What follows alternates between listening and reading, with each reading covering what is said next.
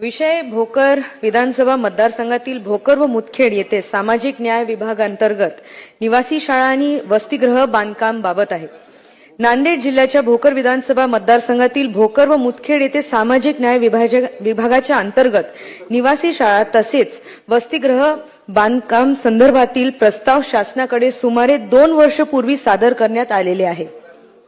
अध्यक्ष महोदय, भोकर विधानसभा मतदारसंघातील ग्रामीण मागासवर्गीय मुलांची निवासीसह शिक्षणाची सोय होण्याच्या दृष्टीने भोकर येथे निवासी शाळा तसेच मुदखेड येथे आर्थिकदृष्ट्या मागासवर्गीय मुलांचे वसतिगृह बांधकाम करणे अत्यंत आवश्यक असून या अभावी स्थानिक मागासवर्गीय तसेच आर्थिकदृष्ट्या मागासवर्गीय मुलांची अत्यंत गैरसोय होत असल्याने त्यांचे शैक्षणिक प्रगतीच्या दृष्टिकोनातून प्रस्तुत औचित्याचा मुद्दा मी उपस्थित करीत आहे।